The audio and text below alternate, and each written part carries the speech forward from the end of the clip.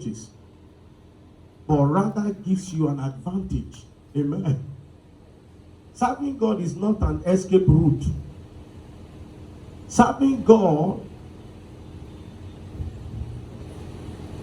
never meant that you won't go through challenges again. As a matter of fact, God with you is an attraction of challenges. God with you attracts what? Challenges. Divine presence always attracts divine, attacks. Isaiah 45 and verse 3. He said, thus Isaiah 45 verse 3.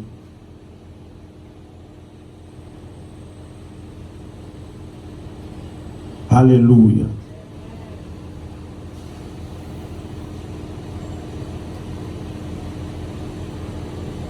Sorry, Isaiah 43 verse 2. I read. He said, when thou passest through the water, when, not if.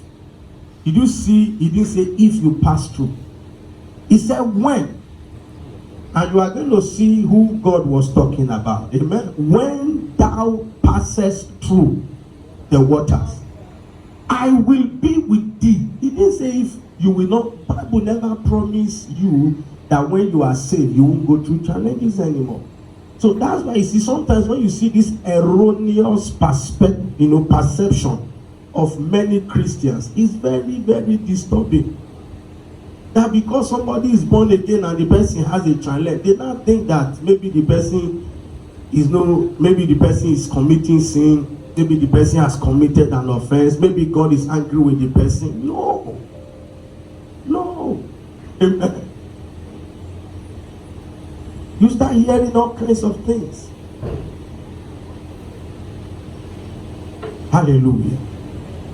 When thou passest through the waters, I will be with thee. And remember, he said waters. So it's not just that you had a challenge today, you will never have a challenge again. Waters, plural. Waters. Amen. I will be with thee. And through the rivers, they shall not overflow thee. When thou walkest through the fire, another word, thou shalt not be burned, neither shall the flame kindle upon thee. He said, for I am the Lord thy God. God is saying that you are going through challenges does not mean he's no longer with you. He said, even inside that challenge, I am still your God. Did somebody get something? Inside that battle, he's saying, I am still your God. Now, it wasn't because I was angry with you that you went through the challenge. Amen. That in spite that challenge, I am still your God. I am with you. Amen.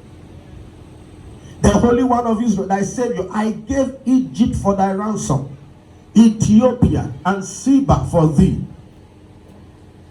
So God allowed Egypt, God allowed Ethiopia, God allowed Seba to confront his children, and because he was with them, because he was still their God, he brought them out. Look at, he says, since thou was precious in my sight. So even when we are precious in God's sight, does not exclude us from challenges. Our preciousness in God's sight, you're being born again, you're being a pastor, a bishop, you're being tongue speaking, Holy Ghost, gyrating, does not excuse you from battles. Hallelujah. He says, since thou was precious in my sight, thou hast been honorable, and I have loved thee. Therefore will I give men for thee, and people for what? For thy life. Hallelujah. He said, you are precious, but be that as it may, you will still go through challenges. Amen. Hallelujah.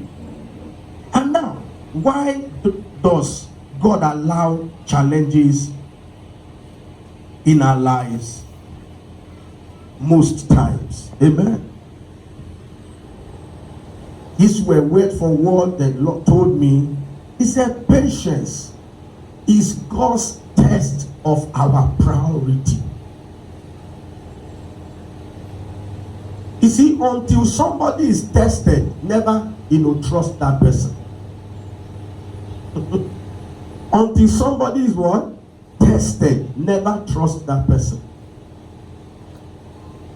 It's just like, never say somebody is humble until the person makes money.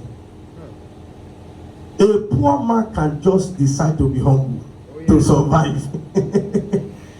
Until somebody touches, and I mean real good money, and he's still humble, that is when you can really, truly certify that person as humble. Amen. A poor man can just pretend to be humble just to get through. Amen. But when somebody handles real money and is even now more humble, that's when you can really say that person is humble. Amen. So patience is God's test of our priority. Patience is God's test of our focus. God wants to know, are you looking up to him, or are you looking up to circumstance, to the challenges you are going through? Remember when Jesus told Peter, come. Peter was scared, but when Peter obeyed Jesus, I would say he walked on water. When he began to see the noise of the water and he took away his eyes from Jesus, what happened? He began to sink. Patience is God's test of our motives. Our motives. Some people can pretend to just love God, but it is when they are tested you will know if really truly they loved God. Oh, I've seen people misbehave because of little challenges. Amen. Patience is God's examination for our promotion. It's your examination for your, until you are tested, you can't be promoted by God. Because it is your examination.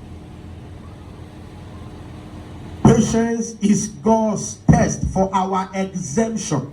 You will remain like every other person until God tests you. Patience is God's test for our, breakthrough to come. Genesis 22, we remember Abraham, verse 1 to 17. Let's just read 1 to 4 quickly. ICT, be very fast now. Hallelujah. Genesis 22, he said, and it came to pass after this that God did tempt. Who tempted Abraham? Was it devil? No.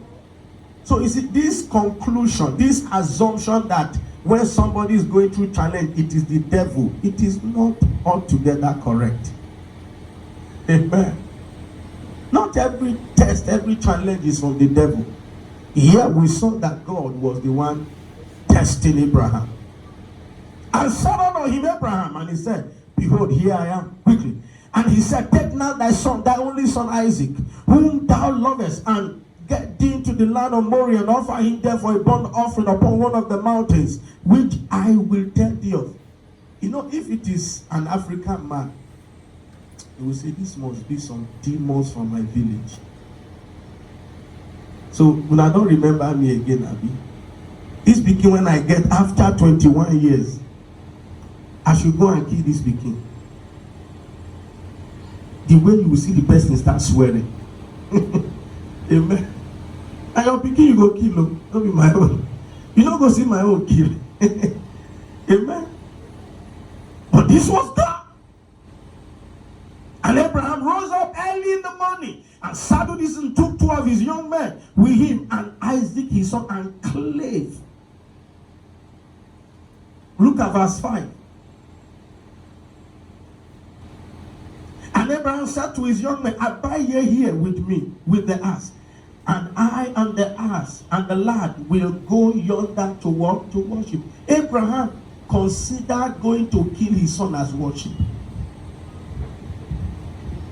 He saw it as worship. Amen. And what a joy. Look at verse 15.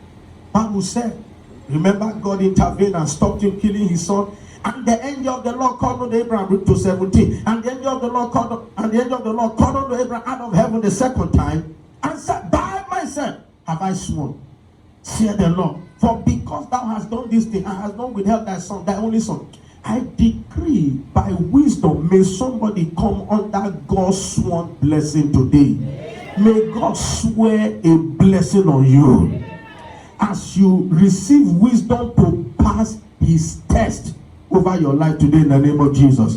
That in blessing I will bless thee, and in multiplying I will multiply thy seed as the stars of the heaven, and as the sun which is upon the seashore, and thy seed shall possess the gates of what?